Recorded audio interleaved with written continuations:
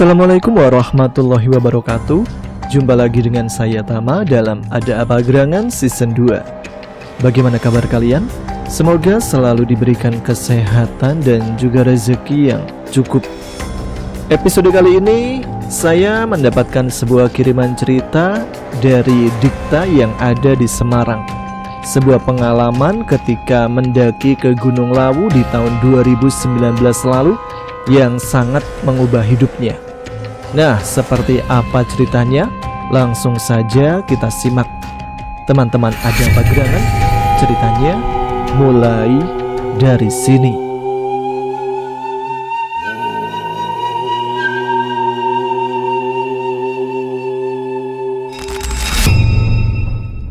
Assalamualaikum, perkenalkan dulu, namaku Dikta.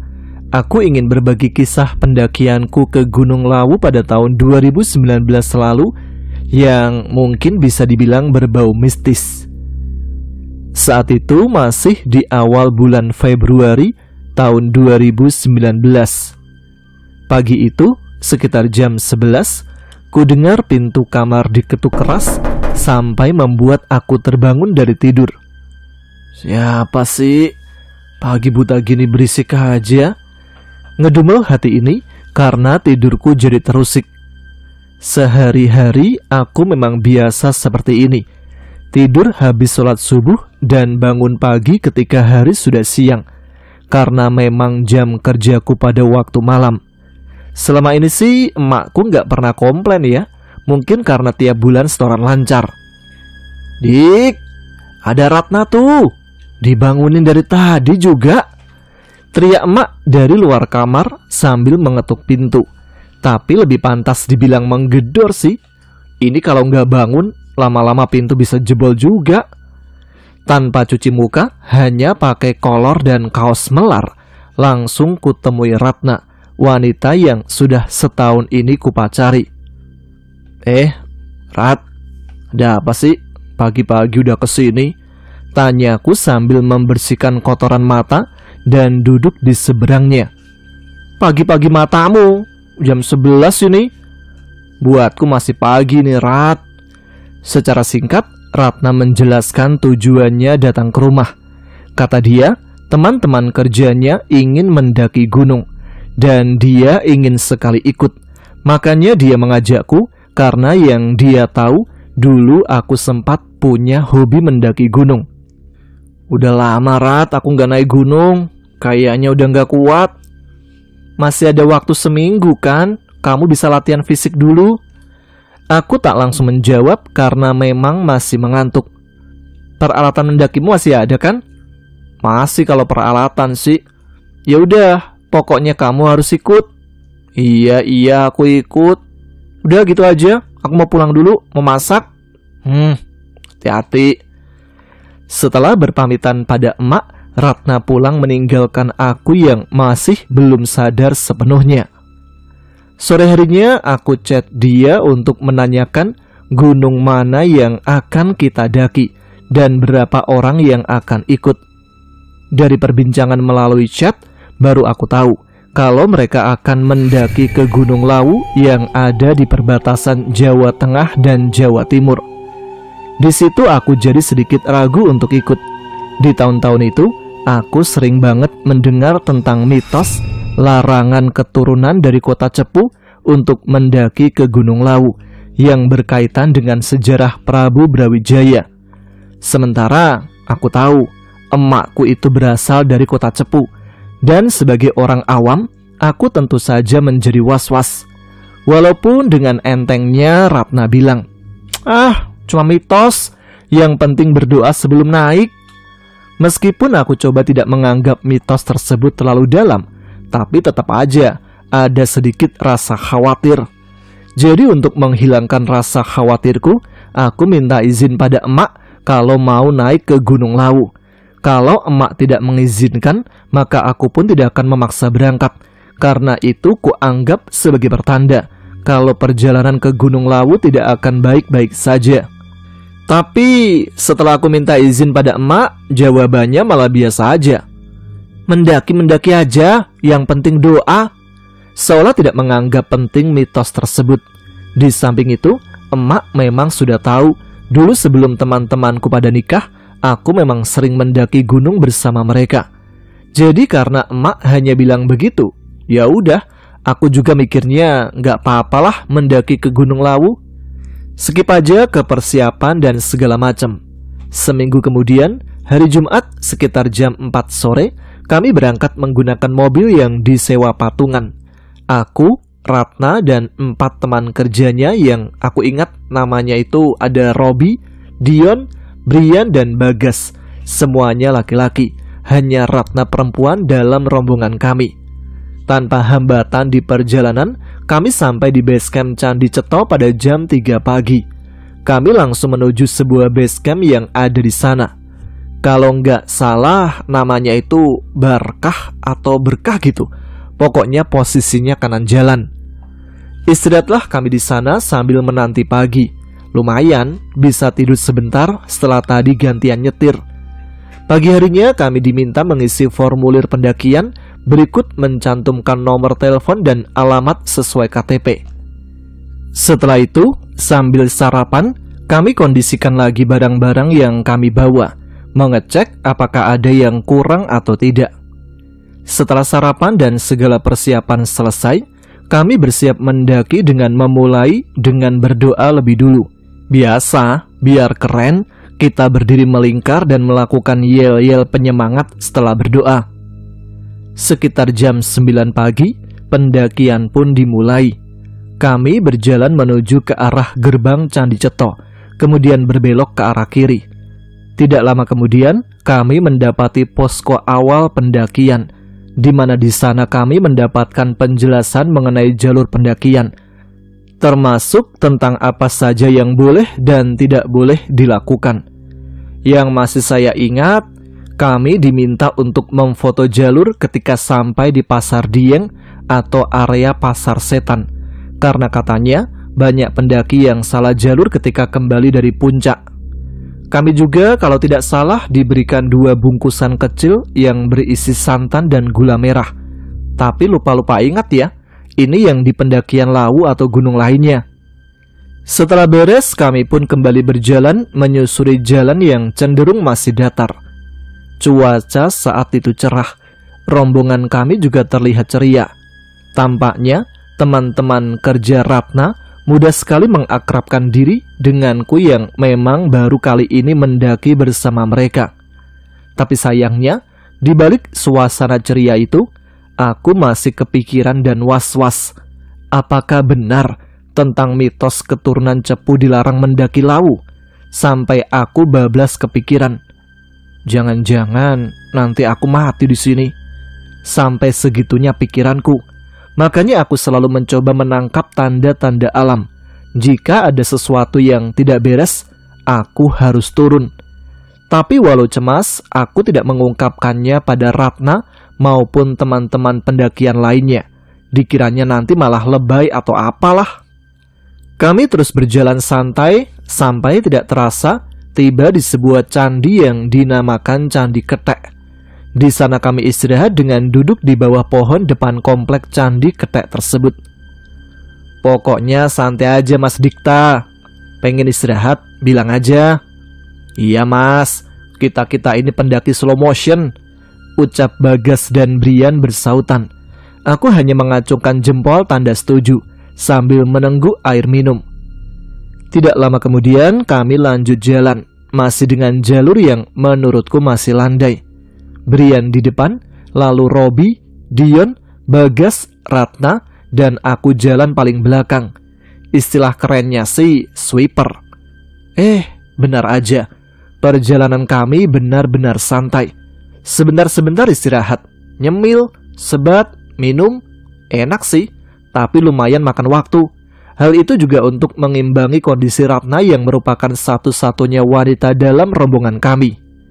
Sampai kami tiba di sebuah sendang, tapi aku lupa sendang itu berada setelah pos 1 atau sebelumnya. Kayaknya sih sesudah pos 1 ya, sedikit lupa aku.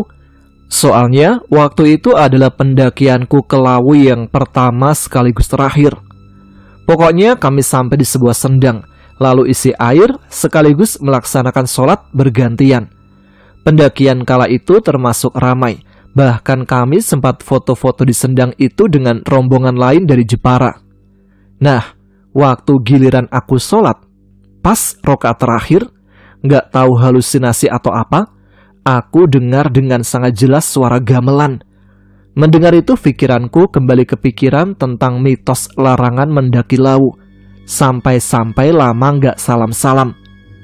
Setelah perlahan suara gamelan itu semakin hilang, barulah aku sadar dan salam. Kamu itu tahiyat akhir kok lama banget sih? Gak salam-salam, ditungguin sajadahnya mau gantian. Ucap Ratna yang protes karena menungguku selesai sholat. Kan sedang khusyuk sayang, berdoa biar rezekinya lancar, supaya cepet nikahin kamu. Ah gombal, namanya doa itu habis salam, bukan sebelum salam. Gak mau memperpanjang masalah, aku langsung menyuruhnya untuk sholat. Karena aku tahu Ratna itu orangnya gak mau kalah berargumen. Kalau diladeni, bisa sampai malam gak kelar-kelar. Dalam istirahat itu, aku masih kepikiran tentang suara gamelan yang ku dengar tadi. Halusinasi atau memang ada suara dari bawah.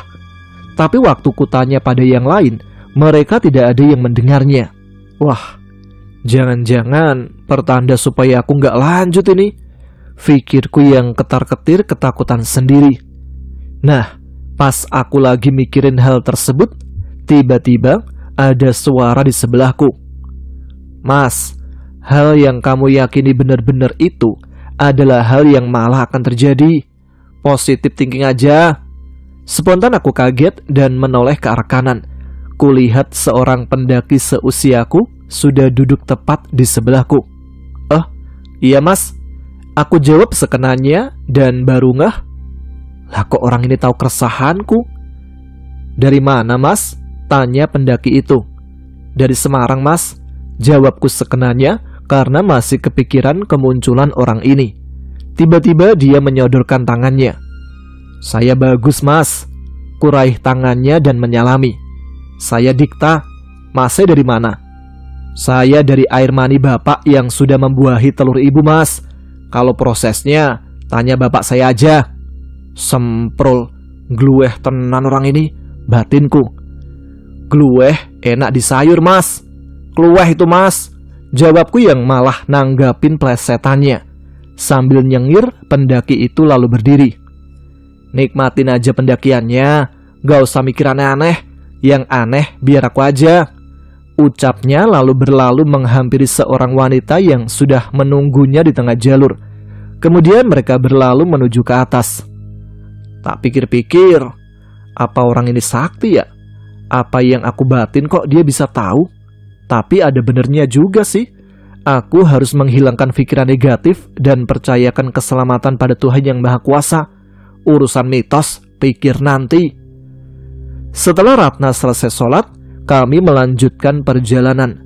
Sebelum itu, aku minta untuk berdoa bersama lagi. Dan pendakian pun dilanjutkan.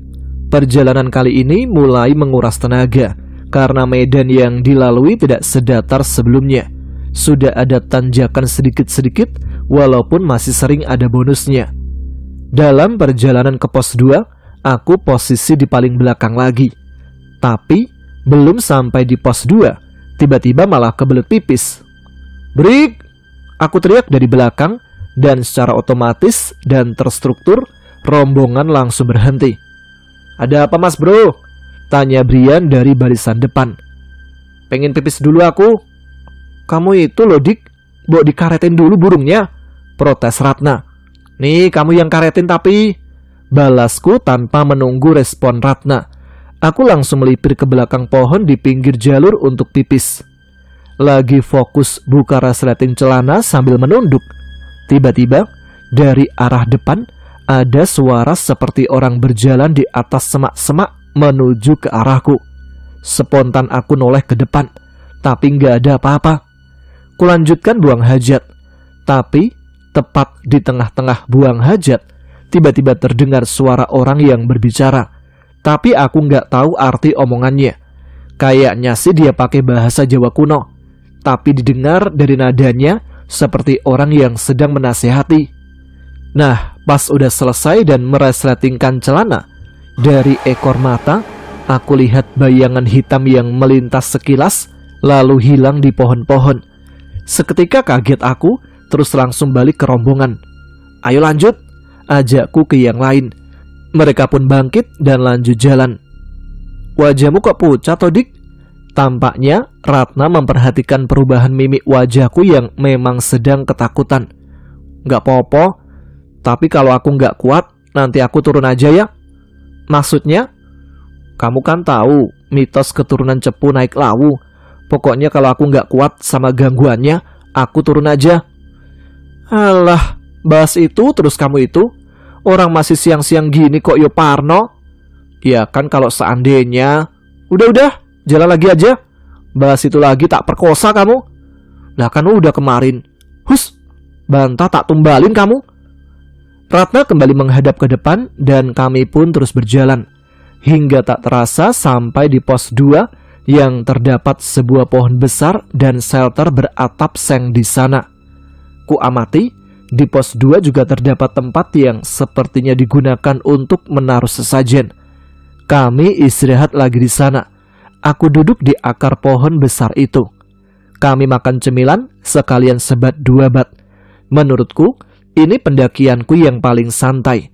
Sebentar-sebentar berhenti sebat dulu, sering istirahat. Sedang asik-asiknya menghisap rokok, aku dengar ada yang giniin aku. "Shh, shh, shh, shh." Ku toleh sekeliling, tapi tidak ada sumber suara. Ku lanjutkan menghisap rokok dan ada lagi suara itu. "Shh, shh," gitu suaranya.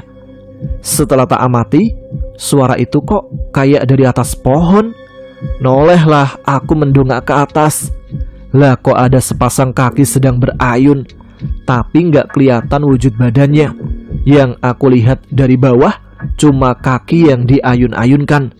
Spontan langsung istighfar dan memalingkan wajah ke arah bawah. Beberapa saat kemudian, karena penasaran, aku melihat lagi ke arah kaki itu. Dan ternyata sudah tidak ada. Yang ada malah hanya kain putih yang bergoyang-goyang tertiup angin. Ku kucek mataku yang minus ini untuk memastikan. Dan memang benar, tidak ada kaki. Yang ada hanya sobekan kain atau tali di atas pohon. Setelah puas istirahat, bahkan Dion sempat ketiduran saking enaknya suasana, kami lanjut jalan menuju ke pos 3. Kali ini, medan semakin menanjak, melewati hutan yang semakin rimbun. Dan seperti sebelumnya, kami banyak berhenti di jalur, sampai dilewatin beberapa kali oleh rombongan lain yang naik ke atas. Perjalanan dari pos 2 tidak ada gangguan sama sekali. Adem ayem ditambah angin sepoi-sepoi. Hingga kami tiba di sebuah pralon yang mengalirkan air yang ternyata di atasnya adalah pos 3. Sampai pos 3, Ratna langsung menuju warung yang ada di sana. Wah, ramai sekali ternyata di dalamnya. Segera dia memesan gorengan dadakan dan nasi untuk kami. Sepertinya udah lapar dia, padahal sepanjang perjalanan gak berhenti ngemil. Kami berenam segera mencari tempat yang nyaman di dalam warung, membaur dengan pendaki lain yang sudah lebih dulu di sana, menikmati nasi rames telur dadar plus bakwan anget dan teh tawar, sambil berembuk mau ngecamp di mana. Di situ kami mendapatkan informasi bahwa di pos 5 sudah penuh dengan tenda karena kebetulan kami mendaki bareng rombongan open trip. Setelah menimbang-nimbang keadaan, kami pun memutuskan untuk mendirikan tenda di pos 3 saja. Di samping gerimis mulai turun, waktu juga sudah menunjukkan pukul 4 sore. Bagas dan Dion lalu mencari area untuk mendirikan tenda, sementara yang lain bergantian sholat di dalam warung. Setelah semua selesai sholat, ternyata Dion dan Bagas belum juga mengabari apakah sudah dapat tempat atau belum. Kulihat keluar warung memang saat itu banyak sekali tenda yang sudah berdiri. Pikirku bakal aman lah karena banyak temannya. Mudah-mudahan gak diganggu hal-hal mistis lagi. Tidak berapa lama, Dion datang dan mengajak kami untuk menuju ke tenda yang sudah didirikan. Dan ternyata kami mendapatkan spot di atas sumber air. Lumayan lah kalau nanti butuh air, nggak perlu jalan jauh. Dion dan Bagas sudah mendirikan 2 tenda terpisah karena tidak ada area yang cukup untuk mendirikan 2 tenda berdekatan. 1 tenda untuk mereka berempat dan 1 tenda lagi untuk aku dan Ratna, katanya. Segera kami masukkan keril dan berganti pakaian yang nyaman sambil menunggu maghrib datang. Setelah sholat maghrib, kami berkumpul di depan tenda yang kutempati untuk masak makan malam. Udara mulai terasa dingin menembus kaos kaki. Kami pun menikmati makan malam yang hangat sambil bercanda dan makan malam. Sampai tak terasa sudah jam 8 malam. Bagas, Brian, Dion dan Robi kembali ke tendanya untuk tidur, menyisakan aku dan Ratna berdua. Kami pun segera menutup pintu tenda karena udara sudah semakin dingin. Ingin sholat isya terasa malas banget. Itulah cobaan keimanan ketika mendaki gunung, dan aku gagal karena akhirnya melewatkan sholat isya. Aku dan Ratna pun membaringkan tubuh terbungkus sleeping bag masing-masing di dalam tenda. Sama sekali tidak kepikiran berbuat tak senonoh. Lagian kayak gak ada tempat lain aja. Nyewa hotel kan enak daripada di tenda kuning. Kebetulan tenda kami waktu itu emang warnanya kuning. Aku gak tahu jam berapa, masih dalam kondisi kedinginan. Tiba-tiba ada suara yang memanggil dari luar, lebih tepatnya mengucap salam. Assalamualaikum. Ku jawab salamnya. Lalu dengan malas aku keluar tenda. Ku buka resleting tenda perlahan, dan seketika aku kaget. Ternyata laki-laki yang memperkenalkan diri sebagai Bagus yang tadi ku temui di Sendang. Loh, Mas Bagus, camp di sini juga ya? Tanyaku yang tanpa ku tahu bagaimana dia tahu tenda yang ku tempati. Iya mas, temenin saya ngobrol dulu yuk. Sebelum mengiyakan, kulihat setelan yang dipakai orang ini kok buat aku heran. Lah gimana nggak heran, di tengah cuaca dingin begini, dia cuma pakai kaos pendek, celana training volley, sama sarung yang dililitkan di lehernya. Kuiyakan permintaannya. Aku keluar dan menyalakan kompor untuk membuat air panas. Sambil menunggu air mendidih, kami berdua duduk di depan tenda. Mereka itu sebenarnya suka kalau kita melakukan maksiat, tapi di sini mereka menggunakan itu sebagai alasan mencelakakan kita. Tiba-tiba si Bagus bilang seperti itu. Maksudnya mas? Bangsa halus mas. Bukannya jin itu suka menjerumuskan manusia, tapi di sini mereka seolah marah kalau ada manusia yang maksiat. Baru ngeh aku akan maksudnya. Mungkin yang dia maksud kalau ada orang mesum atau minum minuman keras di atas gunung, biasanya diganggu oleh setan, bahkan merasuki sambil bilang, kalian mengotori tempatku, aku bawa kalian. Sok-sokan gitulah. Batinku menanggapi ucapan si Bagus ini. Lah itu ngerti. Ucapannya seolah bisa mendengar apa yang aku batin. Hebat orang ini. Kalau boleh ini, nanti istri saya yang tidur sama mbaknya di dalam, Mas Dikta tidur bareng saya. Oh, ternyata ini maksudnya. Dia seakan khawatir aku berbuat macam-macam dengan Ratna kalau berduaan di dalam tenda. Itu salah satunya mas. Sekalian istri saya yang akan jagain mbaknya. Soalnya mbaknya itu sedang dalam kondisi tak biasa. Oh iya mas, gak apa-apa. Lagian Ratna juga udah tidur. Kalau mau istri mas langsung kesini aja. Ucapku yang menyetujui usulan dari Bagus ini. Bagus lalu menuju ke sebuah tenda dan keluar bersama seorang wanita cantik yang dia akui sebagai istrinya. Lalu istri Bagus masuk ke tendaku dan tidur bersama Ratna. Sementara aku disuruh untuk masuk ke tenda milik Bagus. Duh mas, gak ikut tidur? Tanyaku ke Bagus karena kulihat dia masih duduk di teras tenda sendirian. Duluan mas, besok saya gak ikut muncak, nanti sampean tak bangunin. Gak tahu kenapa, dengan adanya Bagus di luar tenda, aku merasa aman dan segala gelisahku tentang gunung ini seakan sirna. Karena memang sudah ngantuk, Aku langsung pulas tanpa memikirkan apa yang akan dilakukan Bagus di luar sana. Tidur terasa singkat. Tiba-tiba aku sudah dibangunkan oleh Bagus. "Mas, bangun. Teman-teman sampean udah pada siap-siap tuh." Dengan malas aku bangun dan berterima kasih ke Bagus yang sudah membangunkanku. Lalu aku segera pergi menuju tenda untuk membangunkan Ratna. "Mas, ingat, apa yang kamu yakini itu yang kamu dapati," ucap Bagus lalu memberikan sebuah benda kecil sebesar batu kerikil. "Apa ini, Mas?" "Permen." "Permen dari mana? Orang batu gini kok." Sambil tersenyum nyengir dia bilang, "Bawa, jangan sampai hilang. Udah sana, bangunkan kekasihmu." Saat menuju ke tenda, aku sempat dibuat kaget ketika kulihat ada putih-putih di belakang tenda bergerak jungkir balik. Waktu ku amati, yalah, ternyata istrinya Bagus yang sedang sholat pakai mukena warna putih. Bikin jantungan aja. Kulihat jam sudah pukul 3 pagi.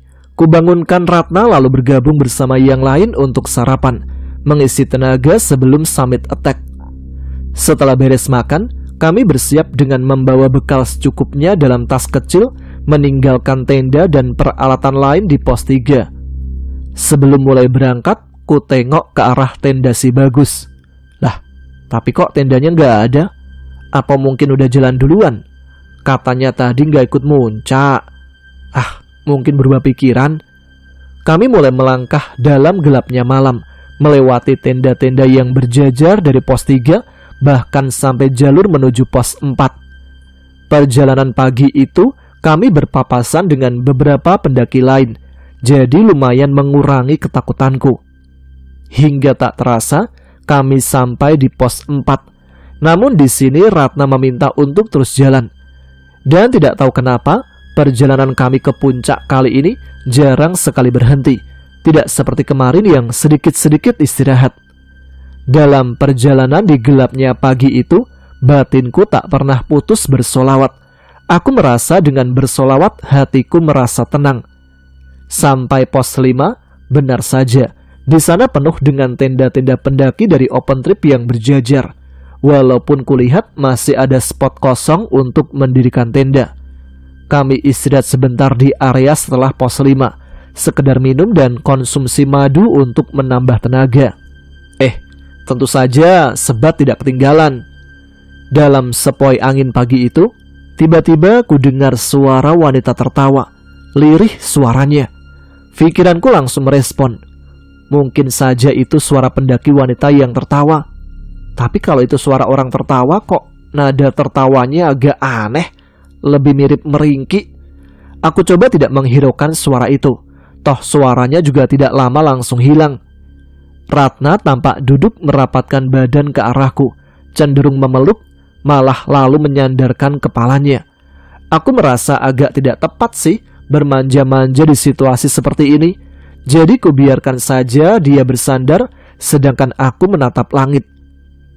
Sedang bengong menatap langit sambil menghembuskan asap rokok, tiba-tiba dari kejauhan terlihat cahaya kecil seperti api obor, melayang menyeberang jalur dengan cepat. Awalnya kukira bintang jatuh, tapi bukan, karena warnanya yang lebih seperti api obor dan dekat. Dia melayang rendah, bukan ada di langit. Belum sempat melihat kemana cahaya itu menuju, kurasakan pelukan Ratna di tanganku semakin erat. "Ratna, kamu kalau mau manja-manjaan, jangan di sini dong." "Manja-manjaan apanya? Tuh lihat sebelah kanan." Seketika aku menoleh ke arah kanan. Ternyata di sana ada sosok. Ku jelaskan secara spesifik biar kalian bisa bayangin. Sosoknya wanita, setengah badan yang terlihat hanya dari perut sampai kepala, sedang berada di belakang pohon seolah mengintip. Tapi cara mengintipnya ini bikin ngeri. Lehernya itu memanjang, kepalanya miring ke samping, lalu tersenyum. Seketika langsung aku tidak mau lihat lagi dan menoleh ke arah yang lainnya. "Ayo gas lagi." Buru-buru aku jalan duluan bersama Ratna, meninggalkan yang lain yang masih membetulkan ransel masing-masing. Perjalanan dari pos 5 ke Gupakan Menjangan kami lalui tanpa kendala. Lalu kami sampai di Pasar Dieng dan ambil foto sesuai arahan pihak basecamp. Kemudian lanjut jalan sampai ke Hargo Dalem, tempat di mana warung Mbok Iem berada. Kami nggak mampir karena fokus mengejar puncak. Rencananya pulang dari puncak saja kita makan di warung Mbok Iem yang terkenal itu. Akhirnya sekitar jam 8 pagian kami sampai di puncak. Foto-foto sekedarnya sambil menikmati pemandangan dari atas puncak. Setelah puas, kami turun menuju warung Mbok Iem untuk mencicipi nasi telurnya yang terkenal. Sampai di warung Mbok Iem, ternyata sangat ramai. Antrinya nggak karuan. Kulihat wajah Ratna tampak pucat. Sepertinya kondisi fisiknya turun. Kami urungkan memesan makanan di warung Mbok Iem dan memasak air serta makan roti yang kami bawa untuk sarapan. Kubuatkan teh hangat untuk Ratna yang kelelahan. Duduknya juga selalu menyandarkan kepalanya di pundakku. "Rat, apa yang kamu rasakan?" tanyaku pada Ratna karena merasa dia sedang tidak baik-baik saja. "Kayaknya masuk angin, Mas," ucap Robi yang ikut melihat dengan khawatir. "Gak tahu, Dik, badanku rasanya tiba-tiba lemes banget." "Pusing gak?" "Enggak, cuma lemes aja. Efek belum sarapan ini." "Aku ikut antri nasi ya buat isi perut," usulku supaya Ratna bisa makan dulu sebelum turun. "Gak usah, Dik, kita langsung turun aja. Masak di tenda." Lihat antriannya seketika kenyang. Ya udahlah, kami beresi perlengkapan dan nesting lalu kembali berjalan. Di bawah terik matahari yang bersinar cerah, anggotaku jalan udah kayak ketinggalan kereta. Cepet gak ada berhentinya. Bahkan Ratna yang sebelumnya mengeluh lemas terlihat lincah kayak kuda birahi. Kami berpapasan dengan beberapa pendaki yang baru mau naik ke puncak, lalu berhenti sebentar di pos 5 dan lanjut lagi ke pos 4 tanpa hambatan. Hingga sampai juga kami di pos 4. Istirahat sebentar untuk minum, paling gak sampai 5 menit lah, terus lanjut jalan lagi. Gak lama jalan dari pos 4, tiba-tiba aku pengen buang air kecil. "Brik!" teriakku dari arah belakang. Sontak rombongan berhenti dadakan. "Kenapa, Dik?" "Aku pipis dulu." Segera aku melipir ke pohon-pohon pinggir jalur supaya tak terlihat. Sementara yang lain bersedia menunggu sambil istirahat. Nah, sedang asik pipis sambil nulis nama Ratna di tanah, tiba-tiba ada satu pendaki menyusul ikut pipis. Karena kaget, segera kurubah arah pipis supaya pusakaku tidak terlihat sama dia. Lagian, ada-ada aja orang tempat luas kok ikutan pipis deket sini. "Mas, buat aku ya," kata pendaki itu buat aku bingung. Apa maksudnya? Selesai ku masukkan burung ke sangkar, tiba-tiba pendaki itu jongkok di tempat aku buang air kecil tadi. Dan ini yang membuat aku mual. Tiba-tiba dia menjulurkan lidahnya, dan lidahnya itu panjang gak kayak umumnya orang, lalu menjilati bekas pipisku tadi. Dan ini orang. Tapi kayaknya kalau beneran orang gak bakal kayak gini. Aku langsung lari menuju tempat rombonganku menunggu. Tapi ternyata udah gak ada orang. Pikirku, masa aku ditinggal sih? Mungkin mereka nunggu sambil jalan pelan. Aku masih coba mikir positif dulu. Tapi sudah lama aku jalan, gak juga ketemu dengan rombonganku. Bahkan sudah 2 jam jalan, gak sampai juga di pos 3. Padahal harusnya waktu turun akan lebih cepat daripada naik kan? Aku terus berjalan mengikuti jalan setapak di antara pohon-pohon. Kabut tiba-tiba turun bersamaan dengan langit yang berubah mendung. Lama jalan, akhirnya aku capek juga. Aku pun berhenti dan duduk di akar pohon pinggir jalur. Kurasakan suasana sangat sunyi. Aneh loh, padahal hari ini banyak yang mendaki dan turun gunung. Tapi dari aku ditinggal sampai sekarang gak ketemu satupun orang. Aku coba menenangkan diri, menyulut satu batang rokok dulu sambil mengambil nafas panjang, menikmati tembakau seolah itu adalah ganja yang menenangkan. Baru 3 hisapan rokok, tiba-tiba terdengar suara gamelan. Tapi gamelannya itu nadanya aneh. Aku belum pernah mendengar sebelumnya. Gak lama kemudian, terdengar suara gemerincing kayak gelang kaki yang ada loncengnya gitu loh. Arahnya dari jalur atas. Kulihat ada sosok yang mendekat. Semakin lama semakin jelas. Pikirku, siang-siang gini gak mungkin ada hantu kan? Setelah dekat, sosok itu berhenti, berdiri tepat di depanku. Kulihat dari atas sampai bawah. Aku gak berkedip karena heran. Itu adalah Ratna. Tapi dia saat ini pakai kemben, bawahan jarik, dan pakai selendang warna kuning. Yang bikin aneh lagi, Ratna kali ini kelihatan cantik banget. Mungkin 10 kali lipat dari biasanya. Dia tersenyum sampai meluluhkan jiwaku. Sampai-sampai aku gak sadar kalau penampilannya beda. Tiba-tiba dia menari, mengangkat tangannya, menggoyangkan pinggulnya, mengikuti irama gamelan. Tapi gak lama dia langsung lari ke arah bawah, meninggalkan aku yang masih bengong. Gak tahu antara sadar dan tidak, aku langsung ikut lari mengejarnya turun. Tapi secepat apapun aku mengejar sosok Ratna, tetap dia tak terkejar. Sampai aku lihat seorang pendaki duduk di bawah batu besar di depan jalur. Kayak kenal, dan benar, setelah tak dekati, ternyata itu Bagus. Sambil ngos-ngosan aku tanya, "Loh, Mas Bagus kok di sini?" "Udah gak usah dikejar, nanti makin hilang." Aku masih bingung dengan ucapannya. Mungkin yang dimaksud Ratna tadi. "Udah gak usah bengong, ayo jalan." Si Bagus langsung bangkit dari duduknya, berjalan di depan pakai sandal jepit, celana pendek, kaos oblong, dan berkalung sarung. Aku mengikutinya dari belakang tanpa pertanyaan. Sepanjang perjalanan, yang kulihat hanya pohon-pohon di kiri kanan jalan. Tapi bedanya, ada seperti sinar yang menyinari dari balik pepohonan.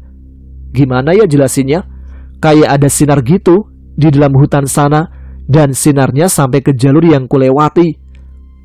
Mungkin sekitar 30 menitan kami berjalan, hingga tidak sadar langit sudah berubah jadi gelap, dan kami sampai di Candi Ketek. Bingung aku, kok udah sampai Candi Ketek? Kapan lewat pos 3, 2, dan 1-nya? Terus di mana Ratna dan rombonganku? Belum terjawab pertanyaanku, terlihat di depan sana sebuah api unggun dan ada 2 orang. Setelah dekat, baru aku tahu itu adalah istri dari si Bagus dan seorang bapak-bapak yang mungkin usianya 50 tahunan. "Istirahat dulu Mas, duduk sini," ucap Bagus sambil menyodorkan sangkir kopi panas yang diberikan oleh istrinya. "Teman-teman saya di mana ya Mas?" tanyaku, karena takutnya mereka menunggu di pos 3 tempat kami ngecamp. "Teman-temanmu udah di base camp. Habis ini Masnya langsung laporan aja di bawah, nanti juga tahu sendiri." "Iya Mas." "Gak usah manggil Mas, panggil aja Bagus. Gus lebih enak." "Iya Gus." "Selama ini kan sampean gusar toh, gara-gara merasa keturunan orang Cepu yang naik lawu." Perkataan si Bagus spontan membuat aku kaget. Dari mana dia tahu? Gak ada hubungannya antara orang Cepu dan Gunung Lawu. Sejarah aslinya juga gak ada yang tahu. Kita itu cuma ikut permainan mereka. Udah terbawa arus keinginan mereka yang sudah membudaya. Lah terus gangguan yang aku alami Gus? Aku kan udah bilang di awal, apa yang kamu yakini betul, yaitu yang akan kamu dapati. Mereka itu makhluk yang diberikan kelebihan oleh Allah, bisa membaca pikiran kita, melihat apa ketakutan dan kecemasan kita. Jadi apa yang kamu takutkan, yaitu yang kamu alami. Aku hanya bengong mendengar ucapannya. Jadi hal-hal yang aku lihat selama ini karena ketakutanku sendiri? Iya, mereka hanya bantu mewujudkannya, kata si Bagus sambil tertawa. "Permen yang waktu itu kukasih masih ada nggak?" Kurogoh saku celanaku. Aku teringat Bagus pernah memberiku sebuah batu yang dibilangnya permen ketika ada di pos 3. Waktu ku keluarkan benda itu dari saku celana, lah kok berubah jadi permen, warnanya ungu bening. "Lah kok jadi permen Gus?" Sambil nyengir lagi Bagus bilang, "Permen apa? Orang itu tai kambing." Aku merasa dibodohi sama orang ini. Orang jelas-jelas kulihat permen. Nggak ambil pusing, langsung kumasukkan ke mulut untuk membuktikan kalau itu memang permen. Tapi baru saja nempel di lidah dan ku kremus, lah kok rasanya kayak perengus-perengus kambing. Segera kumuntahkan benda itu ke tanah karena rasanya tidak enak. Sontak hal itu membuat bapak-bapak di sebelahku tertawa. Ku cium tanganku, lah kok bener tanganku bau tai kambing. Mata manusia itu mudah dikelabui, Mas. Hanya pada Allah kita berserah diri.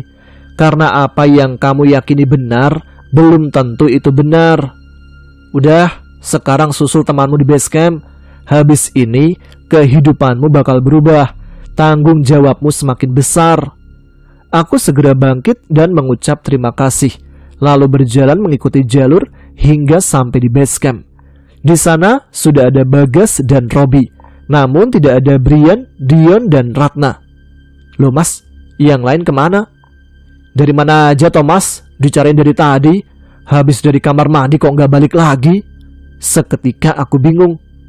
Bagas menjelaskan kalau Ratna dibawa oleh pihak basecamp ke klinik terdekat untuk mendapat perawatan. Ditemani oleh 2 teman kami karena Ratna mengeluh lemas dan akhirnya pingsan. Segera kami menyusul Ratna ke klinik untuk mengetahui keadaannya. Dari sini aku jelaskan aja apa yang terjadi ya. Jadi, ternyata ketika aku buang air kecil setelah pos 4, yang lain mengaku kalau ada sosok yang menyerupaiku dan turun bersama mereka. Anehnya, sepanjang perjalanan, sosok itu nempel terus dengan Ratna. Lebih terkesan mesum sih katanya. Karena ketika istirahat, suka ciumin tangan lah, rambut lah, bahkan leher Ratna juga diciumnya. Sosok itu juga selalu peluk Ratna sambil pegang perutnya. Ketika sampai di base camp, sosok yang mirip aku itu pamit ke kamar mandi dan tidak kembali lagi. Sampai aku datang dan Ratna dibawa ke klinik. Di sini juga baru aku tahu bahwa ternyata Ratna mendaki dalam keadaan hamil. Bahkan Ratnanya sendiri tidak tahu kalau dia sedang hamil. Ya, dia hamil anakku. Sebelumnya kami memang pernah melakukan hubungan terlarang itu beberapa kali. Aku tidak membenarkan perbuatanku, jadi jangan sampai ada yang meniru. Setelah kejadian itu, benar kata Bagus, kehidupanku berubah dan aku punya tanggung jawab lebih besar karena aku memutuskan menikahi Ratna dan memiliki buah hati dengannya. Sejak itu pula, aku nggak pernah balik lagi ke Gunung Lawu sampai sekarang. Aku juga nggak pernah ketemu lagi dengan Bagus dan istrinya Ayu, sosok misterius. Tapi siapapun mereka, aku ucapkan terima kasih karena telah memberikan pengalaman dan nasihat berharga untukku gunakan di masa depan.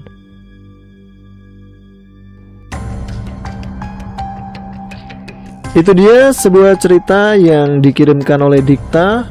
Pengalaman mistisnya ketika mendaki ke Gunung Lawu pada tahun 2019 lalu. Ambil hikmahnya, buang buruknya aja ya. Terima kasih untuk Mas Dikta. Dan salam juga buat istrinya, Mbak siapa tadi? Ratna. Dan terima kasih tentunya buat teman-teman Ada Apa Gerangan yang sudah menyimak setiap episode Ada Apa Gerangan. Yang belum subscribe silahkan subscribe. Jangan lupa tuliskan komen, tunjukkan eksistensi kalian.